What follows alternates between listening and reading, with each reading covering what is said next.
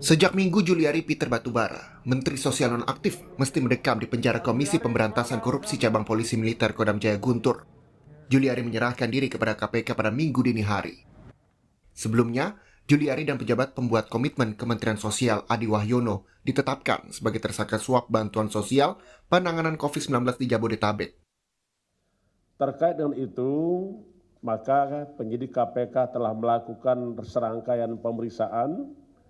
Maka pada hari ini kami ingin menyampaikan informasi tersebut, khususnya terkait dengan penahanan tersangka JPB,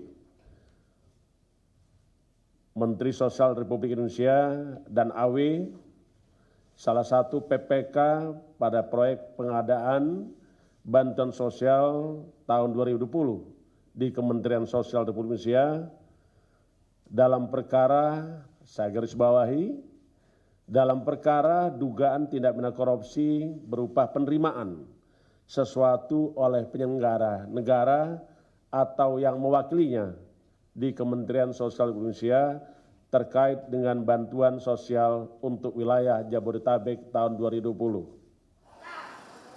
Suap terungkap setelah KPK melakukan operasi senyap menangkap 6 orang, yakni 2 pejabat Kementerian Sosial, Joko Santoso, dan Selvi, serta 4 orang dari pengusaha swasta. Ada uang yang disita dalam penangkapan tersebut sebesar 14,5 miliar rupiah berupa dolar Amerika Serikat dan dolar Singapura. Uang disimpan dalam 7 koper, 3 tas ransel, dan amplop kecil. Saat ini Juliari disangka melanggar pasal tentang penyuapan. Belum sampai pada pasal 2 ayat 2 Undang-Undang Tindak Pidana Korupsi yang menyatakan ancaman hukuman mati bila korupsi dilakukan di keadaan tertentu. Meski pandemi COVID-19 telah dinyatakan pemerintah sebagai bencana nasional, hingga kini menurut Wakil Ketua KPK, Nurul Gufron, KPK masih belum mendapatkan indikasi kerugian negara sebagai syarat pelaksanaan pasal 2 ayat 2.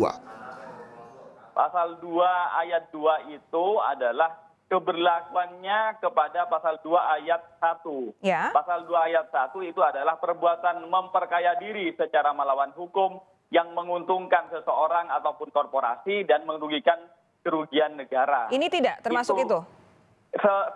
Sejauh ini yang kami dapatkan berdasarkan bukti-bukti masih penerimaan suap. Jadi beda ya. Okay. Suap itu ada deal atau meeting, pertemuan kesepakatan untuk berbuat jahat.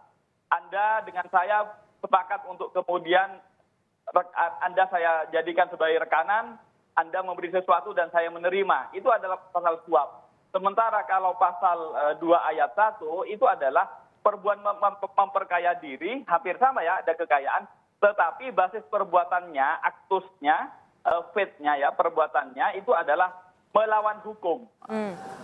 Dalam 2 pekan terakhir, KPK menetapkan 2 menteri kabinet pemerintahan Joko Widodo Ma'ruf Amin sebagai tersangka penyuapan.